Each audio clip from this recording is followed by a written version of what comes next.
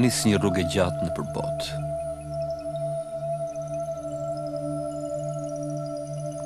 Një rrugë e vështirë dhe pa kthim, e imponuar nga rrethanat e zhvillimit të luftës së fundit në Shqipëri. Në horizont do të mbetej Kruja, malet shkëmbore, rrugët, shtëpitë e vogla në monopate, shokët, familja, varret e miqve të vrarë për çlirimin nga okupatori.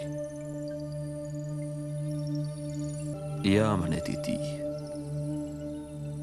Me ju kanë luftue, që prej momentit të parë që kurse u sulmua toka jone shenjtë prej armiqve fashist. Ne kemi qenë ata që kemi bërë çmos për të shpëtuar nderin kombëtar dhe jemi përpjekur për bashkim të përgjithshëm dhe bashkëveprim të gjithë shqiptarëve pa dallim rrymë dhe ideologjie. Jemi përpjekur për paqëtimin dhe vllazërimin e shpirtrave, për të larguar luftën civile dhe për të siguruar luftën e përbashkët për shporjen e okupatorit prej tokës sonë të shenjtë. Sot, ndër rrethanat që ndodhemi, detyrohem të largohem për t'u shmangur gjakderdhjes vllazërore. Këtë largim detyrohem ta bëj duke ju lënë për një kohë të shkurtër. 24 tetor 1944. Abaz Kupi. Ky ishte amaneti i tij përpara se të kapërcente Adriatikun.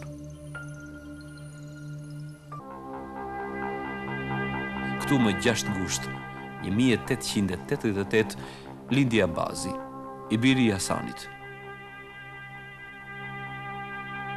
Ai do të rritej në ato vite të nxehtë vendimtare për lirinë e pavarësinë e Shqipërisë. Do të hidhte shtat me imazhin e të madhit Skënderber në sy e me tregimet për të partë e tij trima, të fjalës e të besës. Djaloshi i ri, vonë aty nga viti 1915, me qetën e tij guerrile, u vu në ndjekje të forcave të Haxhi Qamilit që digjnin dhe shkatronin gjithçka në flamurin turk me gjysmë han.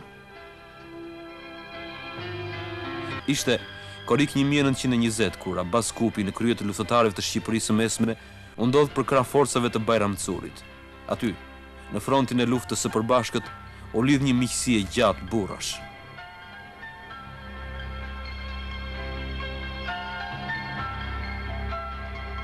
Abaz Kupi, fal aftësive të tij, ka pasur një popularitet të padiskutueshëm në Shqipërinë e Mesme. Zogu i ofroi komandën e rrethit të Krujës, duke i dorëzuar dhe gradën toker. Ai e pranoi këtë ofertë.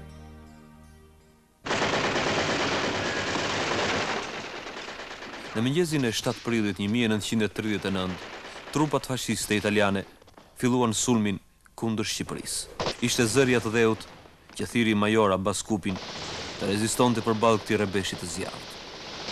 Forcat e tij përboheshin nga një formacion xhandarësh e disa vullnetarë nga Shqipëria e Mesme. Mujo Olçinaku me shok luftonte nën komandën e major Abaz Kupit. 36 orë rezistencë. Në kronikat e pushtimit asnjë fjalë për këtë ndeshje, edhe pse Durrësi u mbush me kufoma të ushtarëve italianë. Pushteti i diktaturës përse e fshehu për 5 dekada të vërtetën për luftën e Durrësit?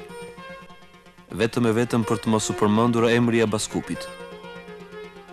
Shqipëria nuk u gëlltit aq shpejt. Abaz Kupi mbeti i lavdishëm. Ai ishte heroi i vendit të vet, që nuk i priti fashistët me lule, por me luftë, me zjarr, me barotë dhe plumb. Kosova ishte dashuria dhe dhimbja e tij. Vazhdimisht ai do të deklaronte: s'ka shembull në botë që shumica e një kombi të mbetet jashtë kufive të shtetit të tij. Ky qëllim i shqiptarëve që nuk kanë përfituar lirinë e tyre qysh tash e 500 vjet, o realizohet në këtë luftë o kurrë. Prandaj, është detyra e çdo shqiptari që Kosovën e Çamarin jo vetëm t'i pretendojë, por të luftojë e të shkrihet deri në pikën e fundit të gjakut, përderisa këto të bashkohen me nanën Shqipëri. Shtëpia e Abaz Kupit në Krujë u bombardua nga gjermanët. I zoti i saj u shpall armik. Abaz Kupi, pas kapitullimit të Francës, erdhi nga Stambolli në Shqipëri për të organizuar rezistencën kundër italianëve. Pikërisht në emigrim, Abazi u njoh me anglezët dhe mori garanci se ata do ndihmonin në luftën kundër fashizmit. Misionarët anglezë do t'i qëndronin afër gjatë gjithë kohës së luftës në Shqipëri. Njëri prej tyre, Julian Emery, në librin Bijtë e Shqipes do të shkruante për të. Në takimin ton të parë u befasova, sikurse edhe të tjerët, nga ngjashmëria e madhe sidomos në profil me disa portrete të Napoleonit. Një ngjashmëri që vinte nga një tuf flokësh mbi ball për të mbuluar një shenjë plumbi, marrë në ato ditë kur luftonte kundër zogut. Megjithse analfabet, ai nuk ishte fshatar, por ishte delikat dhe me lëvizjet e bukura të malsorit. Fliste pak, por me shprehje të bukur, me gjeste dhe me ton të ngrohtë, çka kapërcente të saqet e bisedës së përkthyer. Miqësia me aleatët ishte shpëtimi i Shqipërisë dhe orientimi drejt i saj. Abaskupi ishte i vendosur në këtë rrugë. Ne do të luftojmë edhe me opinga lëkurë dhe me një dyfek, u thot ai. Por ju duhet t'i mbani premtimet. Ne jemi patriot shqiptar e jo agent britanik. Abaskupi ishte i vendosur të bashkëpunonte me cilin do që luftonte okupatorin. Pa ngurim, mori pjesë në konferencën e Pezës më 10 deri në 16 shtator 1942, ku u krijua Fronti Nacional Çlirimtar. Ai ishte një nga delegatët kryesor nacionalist. Më vonë në Labinot, ashtu siç ishte vendosur në konferencën e Pezës, u formua shtabi i përgjithshëm i Ushtrisë Nacionale Çlirimtare më 10 korrik 1943 dhe Abaskupi përsëri u zgjodh në Këshillin Qendror të këtij shtabi. Pas 2 muajsh, Abazi do të njoftonte në një buletin të posaçëm se është e vërtetë se ka mbajtur një qendrim të ftohtë kundrejt Partisë Nacionale Çlirimtare, qysh nga mbledhja e Bamu në Labinot, edhe nga vendimet e marrura në konferencën e Pezës, se konstatova shumë ndryshime. Këshilli, që duhet të formohej prej 5 nacionalistësh e 2 komunistësh, u paraqit prej 8 komunistëve edhe 2 nacionalistëve. Kjo gjë më dha me kuptu se komunistët nuk donin me mbajt një qëndrim të sinqert kundrejt nacionalistëve, por në maskën e luftës së përbashkët kanë dashur me realizu programin e vet e parime thjesht komuniste. Abaskupi ishte iniciatori i Këshillit të Përgjithshëm Nacional Çlirimtar, që propozoi një mbledhje të përbashkët me përfaqësues të ballit kombëtar. Ai ishte në krye të delegacionit të Këshillit të Përgjithshëm në konferencën kombëtare të Mukjes. Ja dokumenti që ka fjetur gjysmë shekulli në arkivin qendror të shtetit. Asnjëherë gjërmë sot nuk është deklaruar iniciator dhe frymëzues Abaskupi. Një nga arsyet që Abaskupi del nga kryesia e Këshillit të Përgjithshëm Nacional Çlirimtar është prishja e marrëveshjes së Mukjes nga ana e Partisë Komuniste Shqiptare.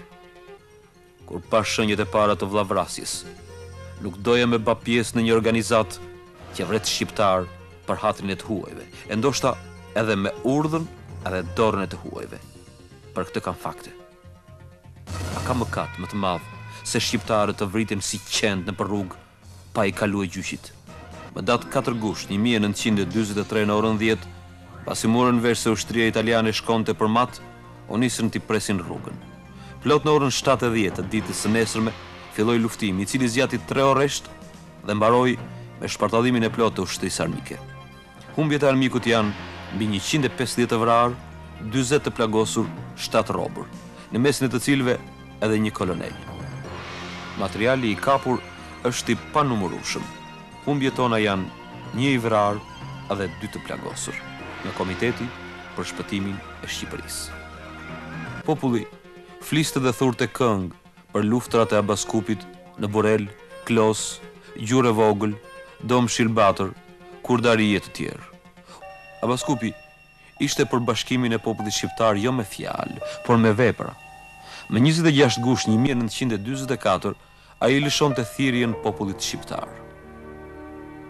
Duhet të bashkohemi të gjithë, dhe zis dhe rebeshit që po pëson vendi ynë, ti themi ndal, mjaft më.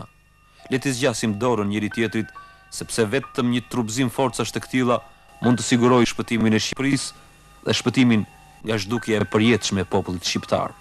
Prandaj, për hir të atë dheut, i bëj thirrje popullit shqiptar dhe gjithë partive politike të Shqipërisë që të paraqiten që të gjitha për t'i mbrit një bashkim të përgjithshëm, sepse nevoja e momenteve tepër kritike këtë urdhëron dhe interesi atë dheut këtë imponon. Abaskupi, 26 teti 1944. Shqipëria e izoluar, e mbyllur hermetikisht me hekur dhe me qimento, jetonte ditë të zeza. Ndoshta, pas këtij mozaiku, dokumentash, fakte e fotove, u sjellim më pranë figurën e herojit nëpërmjet këtyre kuadrëve filmik të xhiruara në Amerikë. Zemra e atletarit atje në Mërgim nuk kishte qetësi. Ai vazhdoi luftën kundër komunizmit, u bënte thirrje aleatëve dhe u bashkua me të tjerë antikomunistë emigrant nga Shqipëria. Ishte organizata Shqipëria e Lirë, ku ai militoi deri në fund të jetës së vet. Vdiq më 9 janar 1976 në New York, pa mundur të shoh Shqipërinë e lirë, pa mundur të dëgjoj as këtë këngë.